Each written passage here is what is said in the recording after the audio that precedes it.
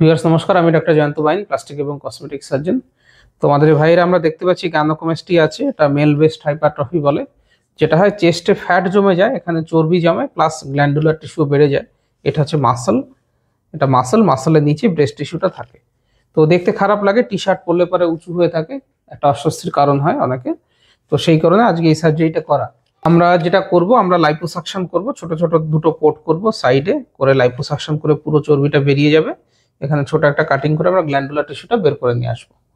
যেহেতু চেস্টে দুটো জিনিস আছে, একটা হচ্ছে মাসল আর একটা হচ্ছে ব্রেস্ট টিস্যু, তাহলে মাসল এবং ব্রেস্ট টিস্যুর মার্কিংটা আমরা প্রথমে দেখিয়ে দিই, তাহলে বুঝতে আপনাদের সুবিধা হবে, আমাদেরও সার্জারি করতে সুবিধা হয়।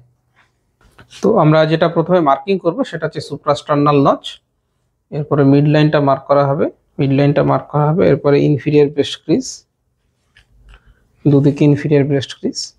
হাতটা লম্বা করে দিন ভাই, না লম্বা করে দিলে পাশে এই যে দেখতে পাচ্ছি, একটু ঘুরে যান হালকা, এটা হচ্ছে মাসলের বর্ডার, ল্যাটারাল বর্ডার, এটা ব্রেস্টের বর্ডার, তেমনি উল্টো দিকেও তাই, মাসলের বর্ডার, ব্রেস্টের বর্ডার। কোমরে হাত দিন ভাই, কোমরে হাত দিলে সুপিরিয়ার ব্রেস্ট বর্ডারটা বোঝা যায়, এটা ব্রেস্টের ওপরের দিকের বর্ডার। হাত লম্বা করে দিন, এটা মাসলের আপার বর্ডার। মাসলটাকে আমরা স্কোয়ার মার্কিং করব, আর ব্রেস্ট টিস্যুটাকে রাউন্ড করে করে মার্কিং। তো আমরা মার্কিংটা কমপ্লিট করেছি, দুটো ব্রেস্ট এবং এটা হচ্ছে মাসল।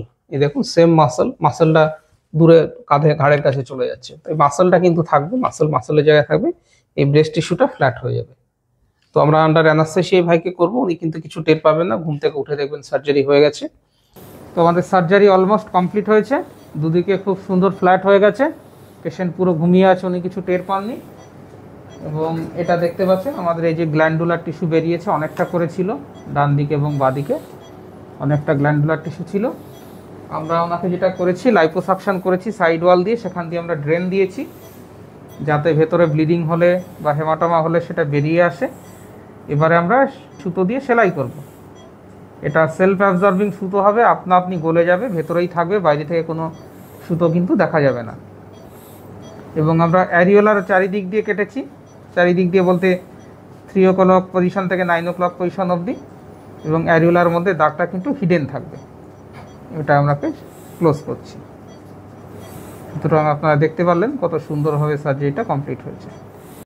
সো ভিউয়ার্স, এই ভিডিওতে আমরা গাইনোকোমাস্টিয়ার মার্কিং এবং অপারেশনের লাস্ট পার্টটা সেলাই করা এবং অন্তিম রেজাল্টটা আপনাদেরকে দেখালাম। যারা সার্জিক্যাল ভিডিও দেখতে চান বা রেজাল্টের আরও ফার্দার ভিডিও দেখতে চান, পেশেন্ট এক্সপিরিয়েন্স, তারপরে সার্জারির পরে কী করবেন না, সেই সমস্ত বিষয় আমার ইউটিউবে চ্যানেলে অনেক ভিডিও দেওয়া রয়েছে, সেগুলো দেখতে পারেন।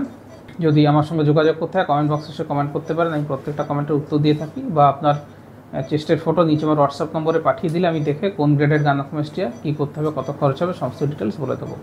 ভিডিওটা ভালো লাগলে লাইক করবেন, শেয়ার করবেন, চ্যানেলটা সাবস্ক্রাইব করবেন। ভিডিওটা দেখার জন্য ধন্যবাদ, নমস্কার।